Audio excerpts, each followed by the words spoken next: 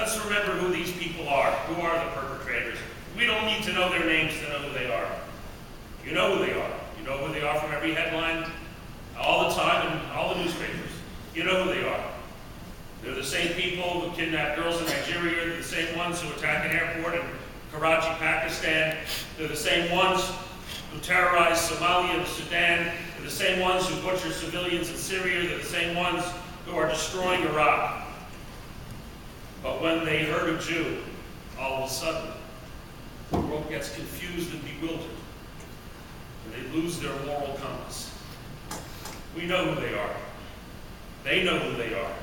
Most importantly, the government and the defense forces in Israel know who they are.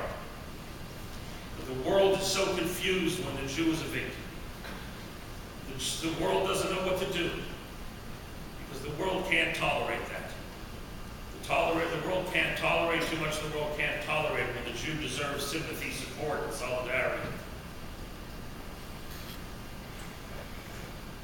Jews have rights too. Jewish parents have the rights to see their boys home. Jews have rights. It's going to be a long time. It's going to be a very long time before people like Kenneth Roth or anybody else has a right to lecture Israel on human rights. They have no right. Illegal. The cradle of Jewish civilization. Illegal.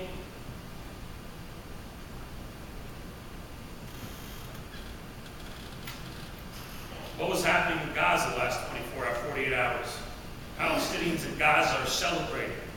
Look at the cartoons that appeared today in the Palestinian Authority newspaper, not the Hamas paper, the Palestinian Authority newspaper. Cartoons taunting and ridiculing the 3 boys who were kidnapped, depicting them in a cartoon as 3 rats on a string.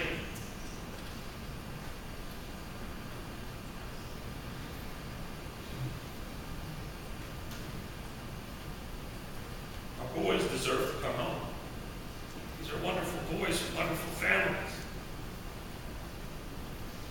And yet, we too often are alone when we have to defend the most basic human right, the right to life, the right to liberty, the right to peace, the right to live in security. We pray and we hope that they will return home. We pray and we hope that Israel's defense forces will find them. We hope and we pray that these boys will come home unharmed. Our hearts are with them, but we all know one thing to be true, that when one Israeli is taken captive, we're all taken captive. All of us are. And we all must be free.